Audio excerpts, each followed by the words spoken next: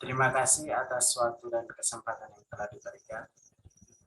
Kami akan mempresentasikan tugas kelompok desain thinking. Perkenalkan, nama saya Paskalis Piramasa, NIM 1621100.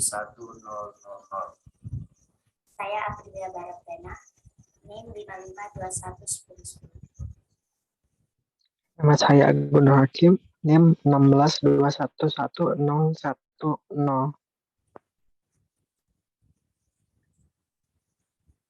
Saya akan menjelaskan kontribusi pendidikan di Indonesia untuk tahun mendatang. Sekarang saya akan menjelaskan pengertian tentang desain thinking. Desain thinking adalah suatu proses pendekatan yang berpusat pada kebutuhan manusia untuk menggabungkan kebutuhan individu atau kelompok sebagai suatu cara untuk menyelesaikan suatu permasalahan yang ada yang mencari sebuah solusi atau jalan keluar dari permasalahan tersebut. Permasalahan pendidikan di Indonesia dengan solusinya. 1. Entah disadari atau tidak, permasalahan pendidikan di Indonesia adanya keterbatasan jumlah guru yang terampil. Guru-guru terampil yang berkualitas tersebar di kawasan kota atau daerah yang notabene mudah diakses. Sedangkan daerah-daerah yang terpinggir atau terpencil sulit sekali mendapatkan guru. Memang ada faktor hal ini terjadi dari banyak alasan, salah satunya masalah minat dari guru itu sendiri. Lebih banyak guru yang memilih lokasi yang mudah diakses dari segi transformasi dan akses untuk mendapatkan kebutuhan pokok mudah didapatkan. Sedangkan daerah yang terpencil lagi-lagi tidak dilirik sama sekali. Mungkin ada saja guru yang terpanggil hatinya untuk bertugas di daerah pelosok yang minim akses. Sayangnya hanya 1/10 saja. Jumlahnya pun sangat kecil sekali, sehingga wajar saja jika terjadi kesenjangan tenaga guru terampil di pelosok dan di kota. Sehingga terdapat pula kesenjangan kualitas lulusan peserta didik. Kira-kira jika regenerasi yang tinggal di pelosok nyari tidak terekspos atau muncul ke permukaan.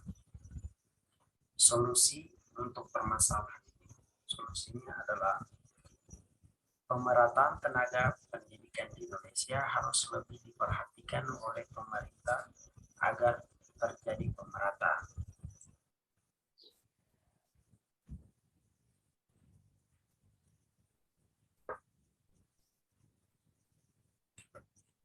Baik, saya akan menjelaskan permasalahan untuk permasalahannya, sarana dan prasarana tidak memadai. Masalah pendidikan di Indonesia saya yakin sering dikeluhkan, baik dikeluhkan oleh wali murid, guru, dan gurunya itu sendiri. Tidak dapat dipungkiri dari segi sarana dan prasarana memang kurang memadai, terutama sekolah-sekolah yang ada di pedesaan, pinggiran, dan sekolah yang ada di pelosok. Ini masalah yang klasik dan sudah tidak asing lagi. Namun, seburuk-buruknya sarana dan prasarana yang ada di pinggiran kota dan desa, masih ada masalah pendidikan di Indonesia yang lebih parah.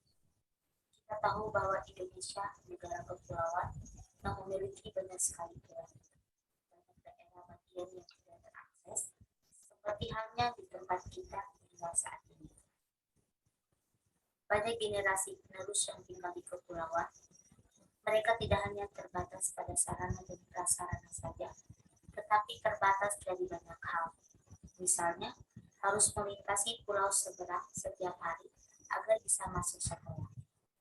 Hidup dengan keterbatasan koleksi buku karena tidak terakses dan tidak terjamah.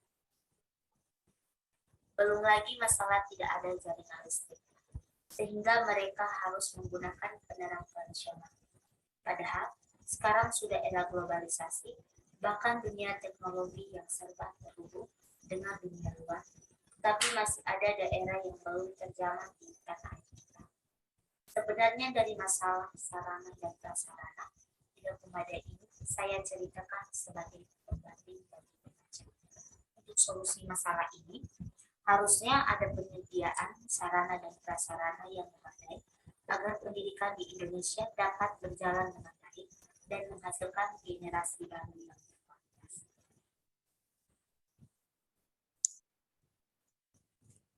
Untuk permasalahan berikutnya, mutu pendidikan rendah. Salah satu masalah pendidikan di Indonesia juga terletak pada mutu pendidikan yang rendah. Masih menyambung pembahasan di atas, salah satu penyebab rendahnya mutu pendidikan bisa saja disebabkan oleh perspektif masyarakat secara umum, di mana menuntut ilmu bukan sebagai kewajiban atau kesadaran diri yang merupakan bentuk kewajiban terhadap diri sendiri. Ya, saya menyebut belajar sebagai kewajiban setiap masing-masing individu sebagai bekal hidup dan bekal untuk bertahan hidup dari rasa lapar. Sayangnya, belajar sebagai kewajiban kini bergeser mencari pangkat, gengsi, dan mendapatkan gelar. Disinilah awal mula mutu pendidikan rendah. Kok bisa? Karena tujuan yang dicapai menjadi berambigu. Banyak yang berbondong-bondong mengejar statistik atau pengakuan.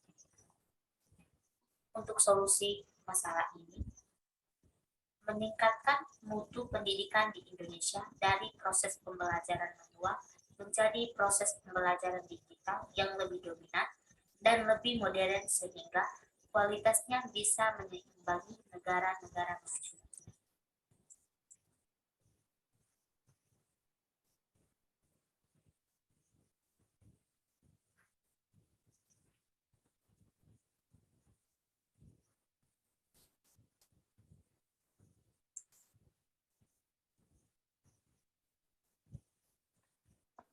Selanjutnya akan dijelaskan oleh saya.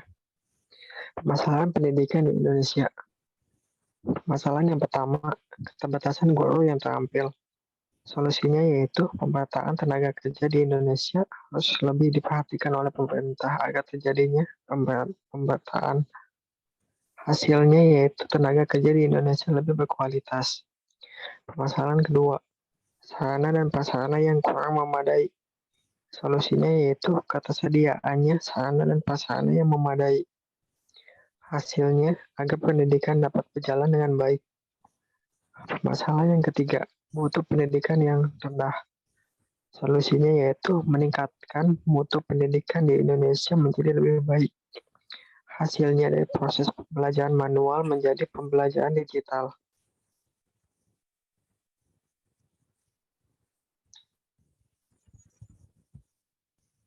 Kesimpulannya, pendidikan di Indonesia yang masih banyak kekurangan seperti sarana dan prasarana, keterbatasan guru yang profesional, dan mutu pendidikan yang masih rendah menjadi salah satu penyebab pendidikan di Indonesia masih rendah.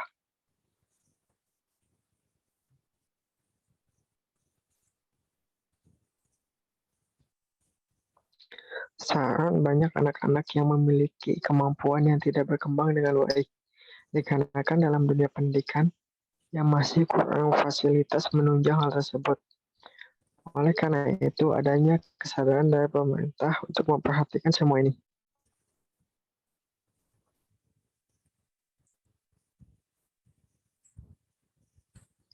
Mungkin sekian yang bisa kelompok kami presentasikan. Untuk kekurangan dan kelebihannya. Sekian dan terima kasih.